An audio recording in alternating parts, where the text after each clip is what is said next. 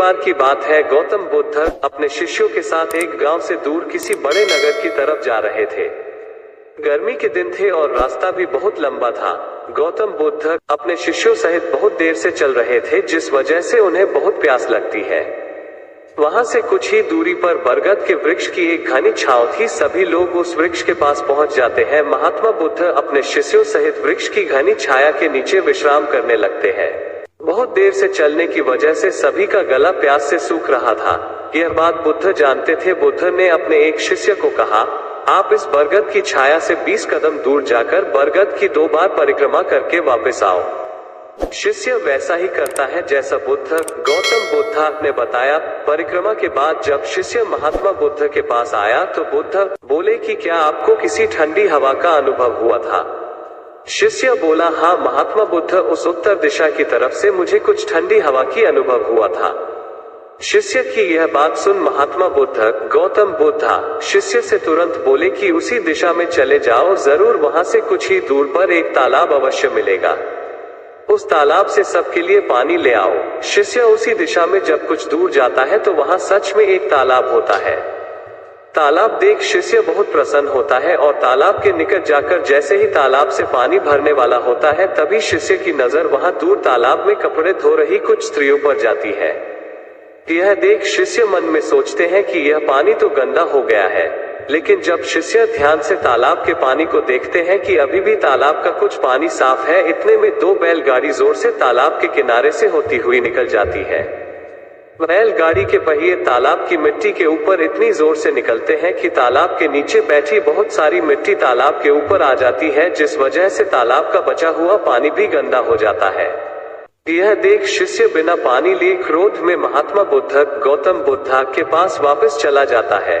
शिष्य बड़े ही निराशा भाव से महात्मा बुद्ध गौतम बुद्ध को सब बात बताता है।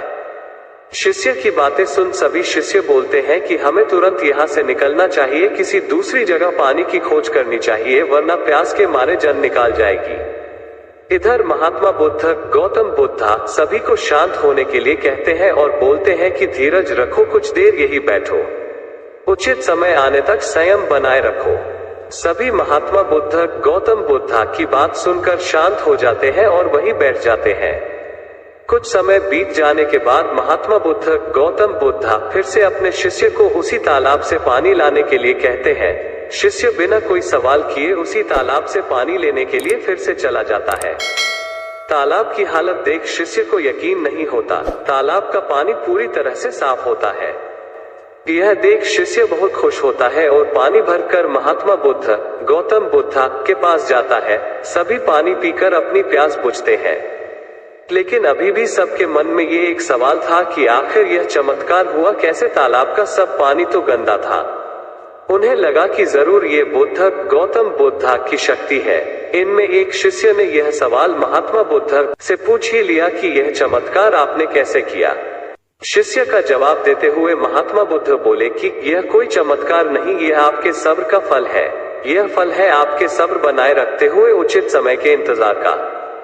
जितनी देर हम सब लोगों ने सब्र किया, उतनी देर तक तालाब के पानी के ऊपर तैर रहे सभी गंदे तत्व और मिट्टी तालाब के पानी के नीचे बैठ रहे थे। फिर कुछ देर बाद शिष्य जब वहां तालाब के पास पहुंचा, तब तक सब दूषित कण नीचे बैठ चुके थे, जिस वजह से तालाब का पानी पहले की तरह साफ हो चुका था तथा तालाब साफ दिखाई दे रहा था। यदि उस समय आप लोगों ने सब्र न किया होता, धैर्य न रखा होता, तो आप सब इतनी गर्मी में पानी की खोज में प्यासे रहकर शायद अब तक मृत्यु को प्राप्त हो गए होते, क्योंकि यहाँ से अगला कोई तालाब है या नहीं, और होगा भी तो क्या उसका पानी साफ होगा या नहीं। इन सब कारणों से आप कभी प्यास न बुझा पाते और प्यास से मर जाते।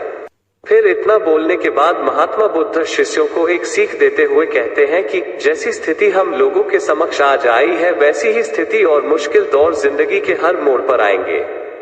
तब उस समय भी आपको ऐसे ही संयम बनाए रखना होगा और अपने विवेक से काम लेते हुए ही आपको एक उचित फैसले के साथ सही नतीजे पर पहुंचना होगा। हर मुश्किल दौर में सब्र रखते हुए ऐसे ही शांत मन से ही कोई फैसला लेना चाहिए जिसका आपके और दूसरों के लिए अच्छा हो, क्योंकि ऐसी स्थितियों में लोग अक्सर गुस्से में आकर अपना सब्र खो देते हैं और गुस्से तथा जल्दबाजी में गलत काम और फैसला कर बैठते हैं, जिसका बुरा परिणाम उनको भविष्य में देखने को मिलता है, जिसमें खुद का नुकसान अधिक होता है। कुछ परिस्थितियां जीवन में ऐसी होती हैं जहां हमें सब्र बनाए रखते हुए उचित समय का इंतजार करना होता है, लेकिन लोग अक्सर यहीं पर अपना सब्र खो देते हैं और उचित समय आने का इंतजार नहीं करते, जिस वजह से उनको आगे चलकर दुख और मुश्किलों का सामना करना पड़ता है।